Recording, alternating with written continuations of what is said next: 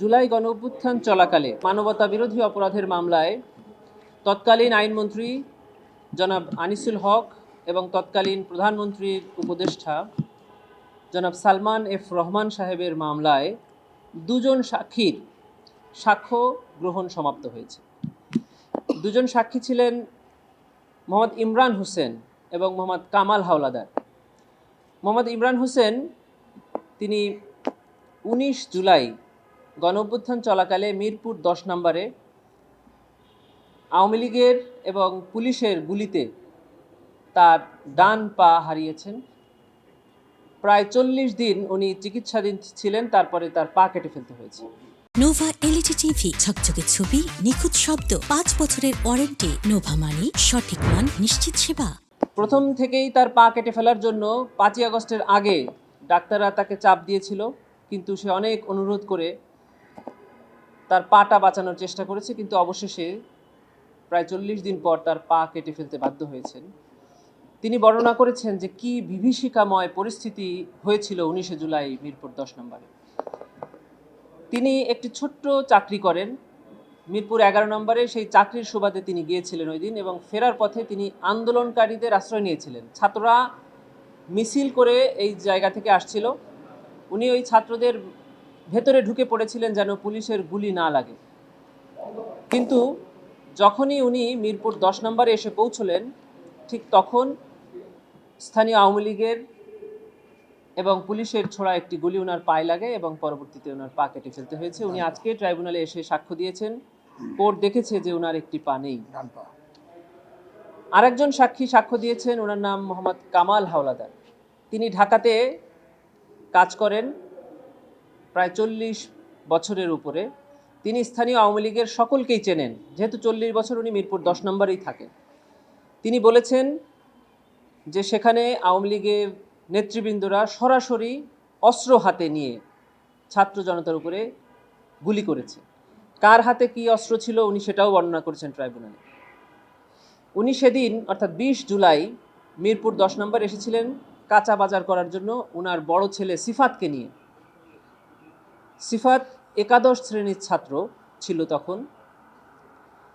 সিফাত যখন দেখতে পায় যে মিরপুর 10 নম্বর গোলচক্করে তারই কিছু সহপাঠীরা আন্দোলন করছে, তখন সে দৌড়িয়ে গিয়ে ওই আন্দোলনকারীদের সাথে মিশে যায়। তখন 3 দিক থেকে আওয়ামী লীগের 3টি মিছিল আসে, এবং ওই মিছিলে যারা নেতৃত্ব দিয়েছিল তাদের নাম উনি বলেছেন, এবং তাদের হাতে অস্ত্র ছিল। ওই মিছিল 3টি এই অল্প কয়েকজন আন্দোলনকারী ছাত্রদের লক্ষ্য করে নির্বিচারে গুলি বর্ষণ করে। তার একটি গুলি ওনার সন্তান এই 18 বছর বয়সী সিফাতের মাথায় লেগে ওখানেই সে মারা যায়। উনি দৌড়িয়ে গিয়ে তার ছেলেকে কোলে তুলে নেন এবং মাথায় হাত বুলাতে থাকেন যে গুলিটা কোথায় লাগলো। ঠিক এই মুহূর্তে ওনার হাতের দুটো আঙ্গুল ওনার ছেলে সিফাতের মাথায় ঠিক যেখানে গুলি লেগেছে সেখানে ঢুকে যায়, অর্থাৎ ওনার দুটো আঙ্গুলই মাথার মধ্যে ঢুকে যায়। তাহলে গুলির ছিদ্রতা কত বড় ছিল আমরা সেটা বুঝতে পেরেছি ওনার জবানবন্দি। উনি আরও দেখতে পান যে ওনার ছেলের পাশেই আর একটা ছেলে গুলিবিদ্ধ হয়ে ছটফট করছে। উনি তাকিয়ে দেখেন যে সেই ছেলেটির চোখে গুলি লেগে চোখটা বের হয়ে গেছে। উনি আদালতে বলেছেন যে মুরগিকে জবাই করলে যেমন ছটফট করে, আমি দেখতে পেয়েছি যে চোখে গুলি লেগে ওই ছেলেটি সেভাবে ছটফট করছে। উনি অনেক অনুনয় বিনয় করেছিলেন একটা রিক্সা পাওয়ার জন্য, কিন্তু স্থানীয় কয়েকজন আওয়ামী লীগ নেতা ওনার ছেলেকে ওনার কাছ থেকে কেড়ে নিয়ে যায়। কেড়ে নিয়ে স্থানীয় একটি বাড়িতে নিয়ে রাখে। পরে উনি কিছু লোকজনকে অনুরোধ করে ছেলেটিকে আবার ফেরত পায়। উনার ছেলে সিফাতকে এবং ওই চোখে গুলি লাগা ছেলেটিকে একটি রিকশায় করে উনি স্থানীয় আল হেলাল হাসপাতালে নিয়ে যান। চিকিৎসকরা সেখানেই বুঝতে পেরেছিলেন যে ওনার ছেলে মারা গেছে। তারপরে উনি আল হেলাল হাসপাতালের চিকিৎসকরা সরকারি হাসপাতাল অর্থাৎ ঢাকা মেডিকেল এবং সোহরাওয়ার্দীর যে কোনো একটিতে নিতে বলে। উনি সোহরাওয়ার্দী হাসপাতালে নিয়ে গেলে হাসপাতাল কর্তৃপক্ষ ওনার ছেলেকে মৃত ঘোষণা করে। উনি ওনার ছেলেকে একটি সিএনজি যোগে মিরপুর 10 নম্বরে ওনার বাড়িতে নিয়ে আসলে স্থানীয় আওয়ামী লীগের লোকজন তার ছেলেকে জানাজা করতে দেয়নি, গোসলও করাতে দেয়নি।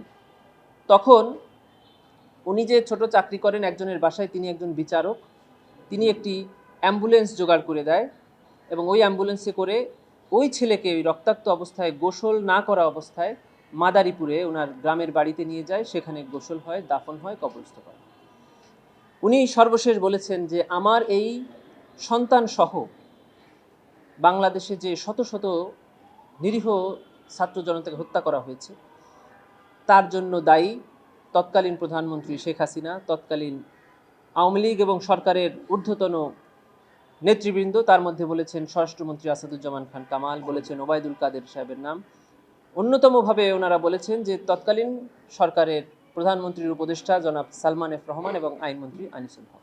সাক্ষী ইমরানকেও জিজ্ঞাসা করা হয়েছিল যে আপনি কাদেরকে দায়ী করেন, তিনিও এদের নাম বলেছেন যে এনারা দায়ী। আসামির পক্ষ থেকে জিজ্ঞাসা করা হয়েছে যে আপনি কেন এনাদেরকে দায়ী মনে করেন, ওনারা বলেছেন যে তারা যদি পরামর্শ করে কারফিউ জারির সিদ্ধান্ত না নিত তাহলে আমার সন্তান সহ এই হাজার হাজার মানুষ নিহত হতো না।